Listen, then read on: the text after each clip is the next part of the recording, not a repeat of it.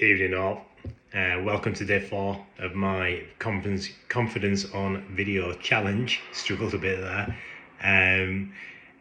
Quite a short one today, I think. So today's agenda is to tell you a little bit more about me and my sort of career. So a little bit work related, but I'm not going to go into the nitty gritty detail. It's not a sales call.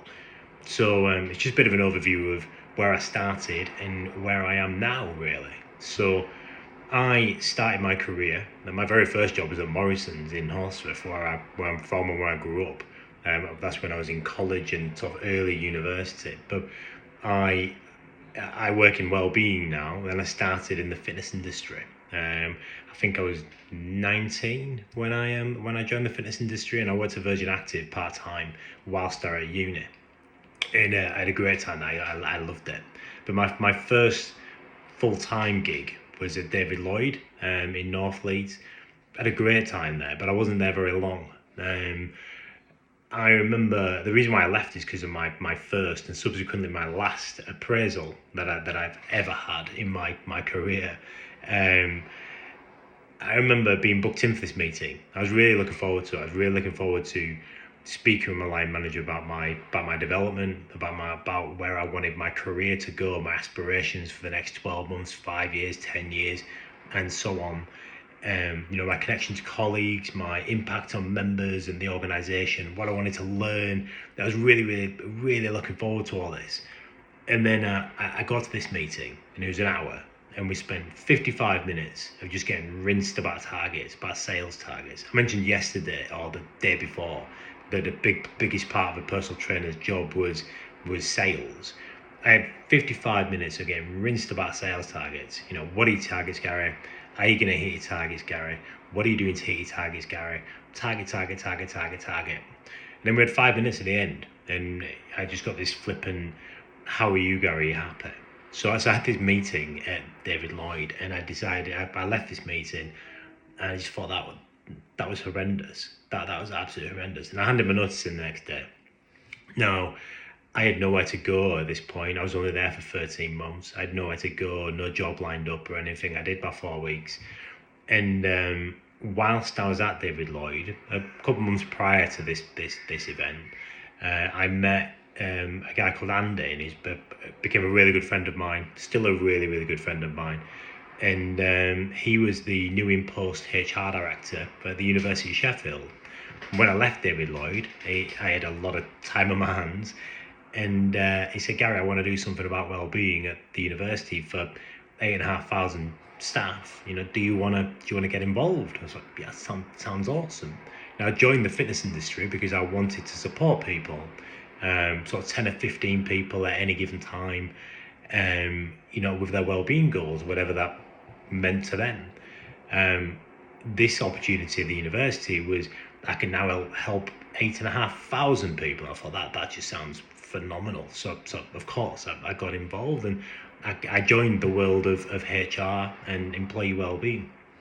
Now, we developed this proposition called Juice at the University of Sheffield, and it was all about trying to bring social well-being to the centre of that the employee experience, the employee value proposition.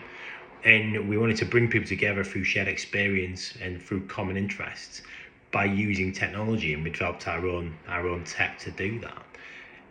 We won loads of awards for our work.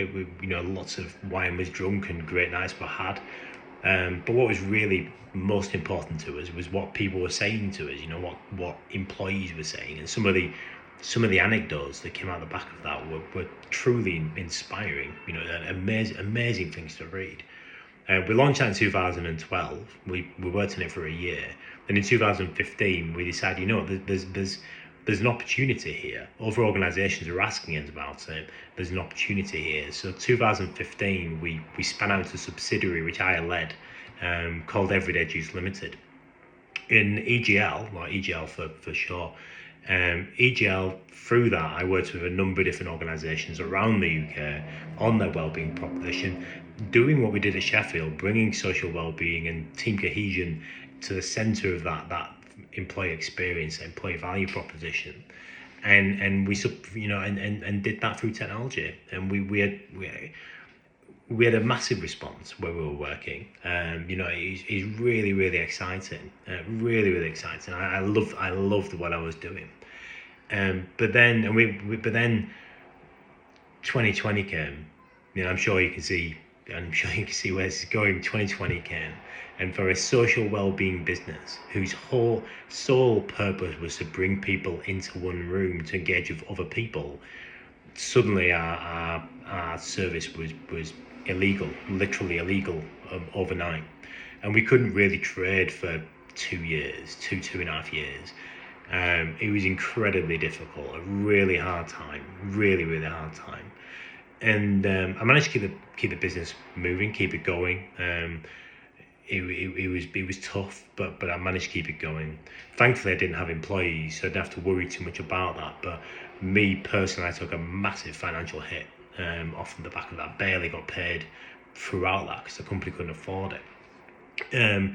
We got out of the pandemic, but then in the market never really recovered. Organizations are trying to decide whether they're doing remote working, office working, hybrid working, somewhere between all of those. Nobody really knew what the future looked and felt like, so they weren't investing in it. And it just never really got easy. It never really recovered. So reluctantly last year, I decided that I was gonna call it a day. I'd had enough. I'd burnt out, a long time ago, and I just saw my heart just wasn't there anymore. And I decided I was going to call it a day. So August last year, EGL came to a close, and I was then at a loss. So much of my identity was pinned to that business. I didn't really know who I was anymore, what I did, what value do I add to the world, and that's a hard conversation to have with yourself. Anybody being employed will feel that, I'm sure.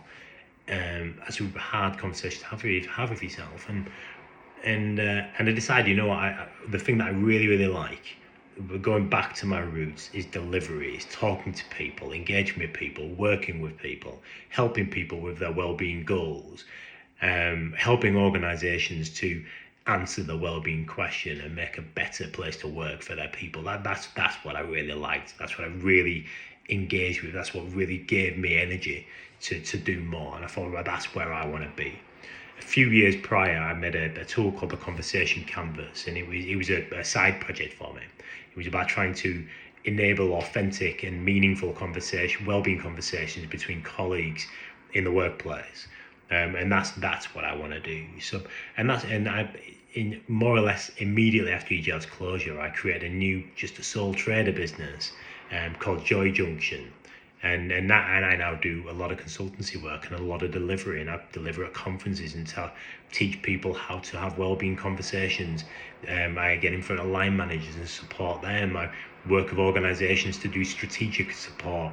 They've got a well-being proposition that's underperforming, and they want to invest in it and make it better so it can service their people better. I will come in and help with that.